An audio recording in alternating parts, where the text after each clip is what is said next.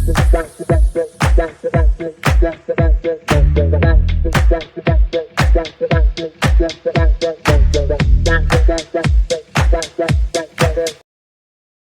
you ever wondered how political opportunism can impact the most innocent among us, our school children? Picture this, a week-long event called Palestine Solidarity Week, organized by the Ministry of Education in Malaysia. An event designed to instill empathy and support for the issues of Palestine. But here's where things take a turn. Educators, in an attempt to illustrate the conflict, brandished toy guns at school children. The result? Public outrage. This isn't a simple case of good intentions gone wrong. It's a glaring example of how political opportunism can seep into our education system, turning a platform for learning into a stage for political posturing. The intention might have been to teach empathy, but the execution was fraught with controversy and criticism. The children, who should have been shielded from the brutal realities of war, were instead exposed to a simulation of violence. The repercussions of such exposure are yet to be fully understood, but the immediate backlash was swift and severe. It's a stark reminder of the unforeseen consequences of political opportunism. In the ambitious endeavor to shape young minds, have we crossed a line? The public outcry was swift and severe, but what were the real consequences of this incident? The backlash was more than just a slap on the wrist for Education Minister Fadlina Sidek and Prime Minister Anwar Ibrahim. Criticisms poured in from all corners, and calls for their resignations echoed through the halls of power. Fadlina, who had once been lauded for her progressive ideas, found herself in the eye of a storm. She had to justify a decision that had been seen as a grave misstep, a move that had thrust children into the throes of a conflict they were too young to comprehend. And then there was Prime Minister Anwar Ibrahim, who was accused of using the Israel-Hamas war as a smokescreen, a diversion from the country's economic crisis that continued to worsen under his watch. The ringgit was at its lowest point in history, and the cost of living was spiraling out of control.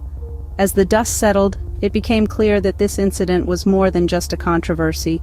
It was a stark reminder of how political opportunism and hypocrisy can overshadow the real issues that a country grapples with, and how the innocent can be caught in the crossfire.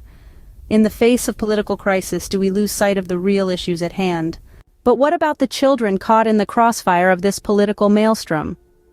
The ripple effects of the political opportunism we've been discussing do not stop at public outrage and political backlash. They reach far deeper, impacting our most vulnerable, our children. Imagine being 7 years old, and instead of learning about friendship, empathy, and creativity, you're being shown toy guns and taught about conflict. This isn't just an education issue.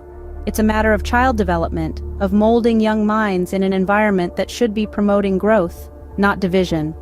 The images of violence and conflict, even when they are symbolic, can have profound effects on young minds. Children are impressionable, and their understanding of the world is shaped by what they see and hear. Exposing them to violence at such a tender age can lead to a warped perception of the world, where conflict is normalized and peace is an exception, not the rule. So, what's the alternative? How can we ensure our children grow up in a nurturing, positive environment, even when the world outside is anything but? The answer lies in policy. Policymakers have a responsibility to keep politics, guns, and violence out of schools. They should be promoting an education that teaches coexistence, compassion, and understanding. Imagine if that same week dedicated to Palestine solidarity was instead used to educate children about different cultures, religions, and ways of life, about how, despite our differences, we can live together in harmony.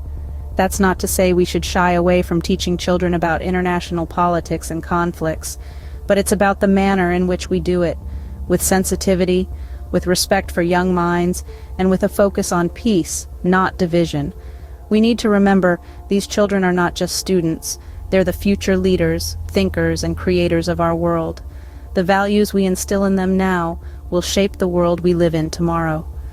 When it comes to shaping the minds of our future generation, we need to ask ourselves, are we doing more harm than good?